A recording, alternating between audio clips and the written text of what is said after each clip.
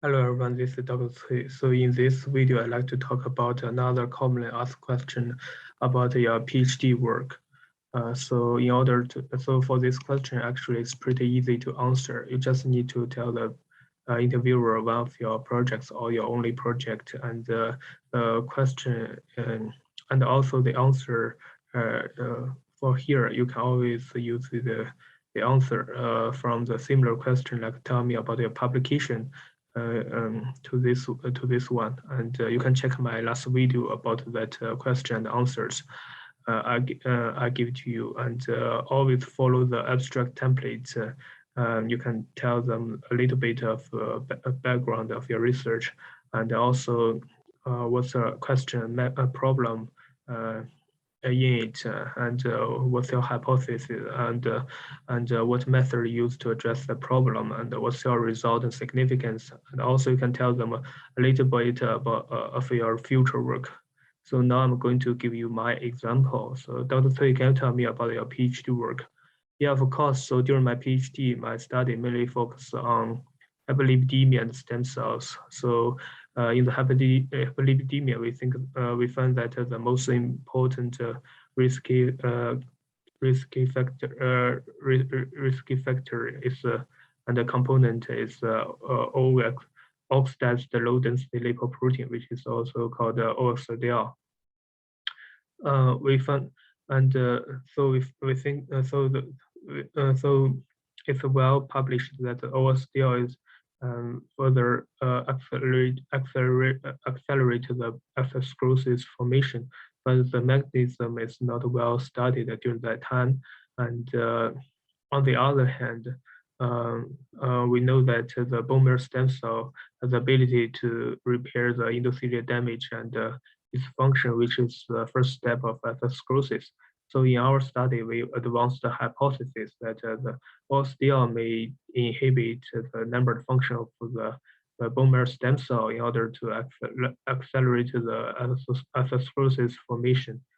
So in order to do that, we created a hyperlipidemic animal model, and by using the LDL receptor knockout mice, and we treat them with high-fat diet for 4 months to induce the hyperlipidemia, and we use the same mouse by treating them with the normal diet as a control.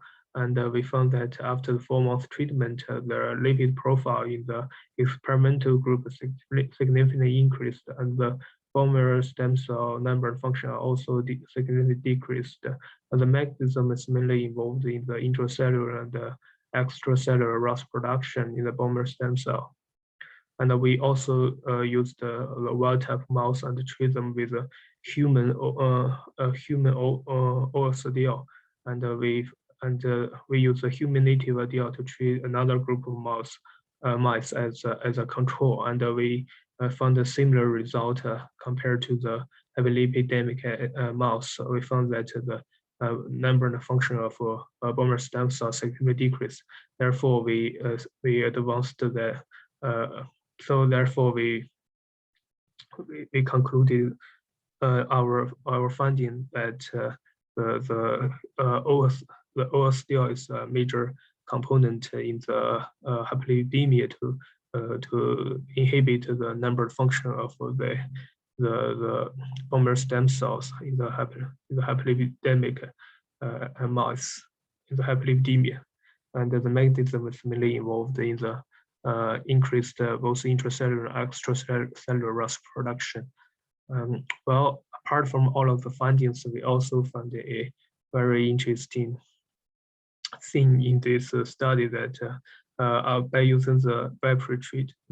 treating the animals with antioxidant medication N-acetylcysteine, the whole process completely reversed, which further confirmed our hypothesis that the ROS production is mainly involved in this process. And also we found another interesting thing is that initially people think that the human native LDL can only be converted to the OSDL in the subendothelial layer of the vessels after the macrophage uptaking those native LDL, which further converted to the OSDL.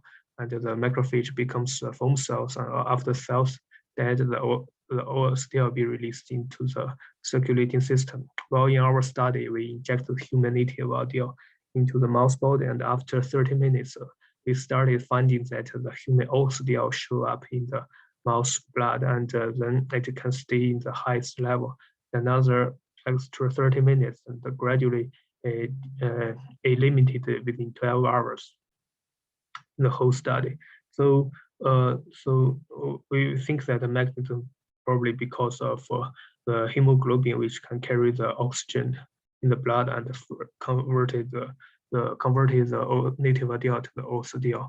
And we also use the NAC pre-treated the mouse, and we found that the whole process is completely blocked, which means the ROS also play an important role in this process.